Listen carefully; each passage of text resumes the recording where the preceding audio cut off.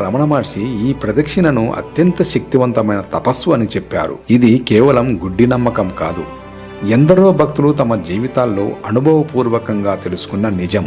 వారి కష్టాలు తొలగిపోవడం, సమస్యలకు పరిష్కారం దొరకడం ఎందరో భక్తులు స్వయంగా చూశారు.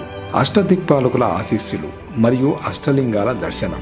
గిరి ప్రదక్షిణ అంటే కేవలం కొండ చుట్టూ తిరగడం కాదు, అది ఈ విశ్వాన్ని నడిపిస్తున్న 8 దిక్కుల అధిపతులైన అష్టదిక్పాలకుల చుట్టూ తిరగడం లాంటిది.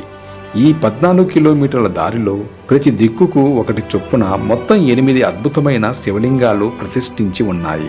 తూర్పున ఇంద్రలింగం, ఆగ్నేయంలో అగ్నిలింగం, దక్షిణాన యమలింగం, నైరుతిలో నైరుతిలింగం, పశ్చిమాన వరుణలింగం, వాయువ్యంలో వాయులింగం, ఉత్తరాన కుబేరలింగం, ఈశాన్యంలో ఈశాన్యలింగం. ఈ అష్టలింగాల దర్శనం కేవలం పుణ్యం కోసమే కాదు, ప్రతి లింగానికి ఒక ప్రత్యేక శక్తిని